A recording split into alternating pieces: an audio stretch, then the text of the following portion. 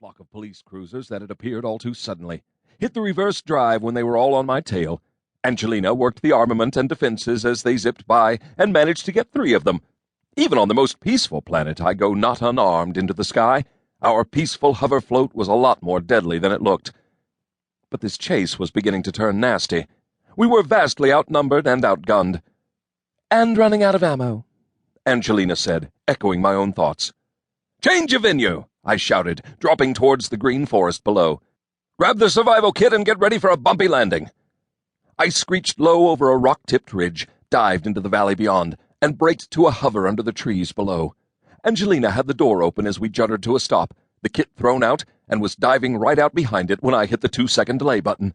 I was cutting it a little too close. The door frame hit my boot heel as I went out. I changed the dive into a roll, hit the ground hard on my shoulders, and thudded to a stop, all of the air knocked out of me. "My hero," my dear wife said, patting my cheek and kissing my forehead. "Now let's move it." We did. Grabbing up the kit, she gracefully, and I, haltingly, dived into the protection of the shrubbery. Meanwhile, above the trees, the battle roared as our faithful hoverfloat defended itself with all the robotic skill at its command. Alas, the fracas ended suddenly with a tremendous explosion. "End of champagne and caviar," Angelina said, her voice so cold I felt my body temperature drop. "I'll not contribute to the policeman's ball this year," I grimaced. She laughed warmly and squeezed my hand, and the old, cold, deadly Angelina slipped away. "Let's make tracks," I said, before they discovered that they were fighting the robot pilot. "Let us not," she said.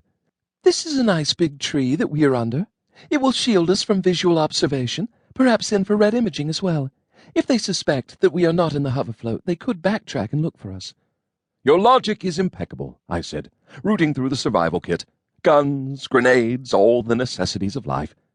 And to carry that logic a bit further, why were the police trying to shoot us up? "I haven't the foggiest.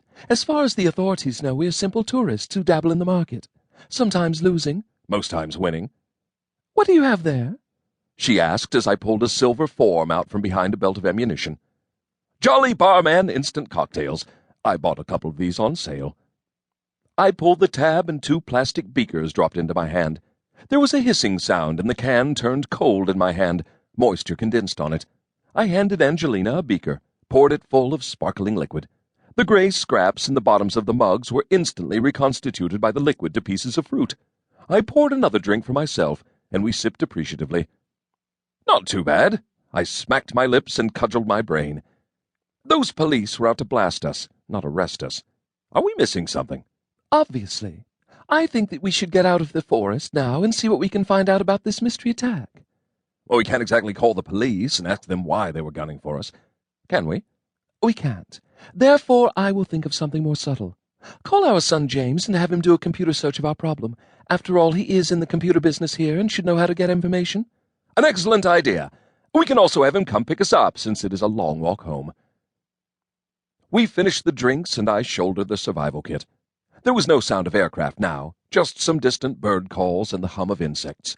We moved through the trees, staying under cover, distancing ourselves from the action with the police fleet. We listened closely, but there was no sound of any engines behind or above us.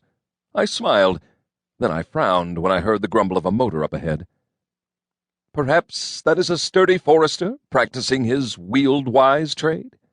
I said hopefully. "Would that it were. Because whatever is out there is coming closer. If they are looking for us, then I am forced to believe that all of this activity and attention is far too murderous for a simple traffic bust." "Unhappily, I agree. They have made no attempt to communicate with us, just came in blasting." I looked on gloomily as she opened the survival kit and took out an immense handgun. "But let us not make it easy for them." We didn't. The armored police cruiser had its tracks blow off as it appeared. It kept firing at us, even though it couldn't move. We dived in close, so close it could not depress its guns to get at us. I jumped to the top of the tread, flipped open the top hatch, and dropped a couple of sleep capsules. Then I looked carefully inside. "Highly interesting." I rejoined Angelina on the ground. Nobody home. Which means, like the cruisers that chased us, this thing is also robot-operated and remotely controlled. "By whom?" "By our new enemies, whoever they are." Distant engines sounded from behind the trees, and we slipped away in the opposite direction.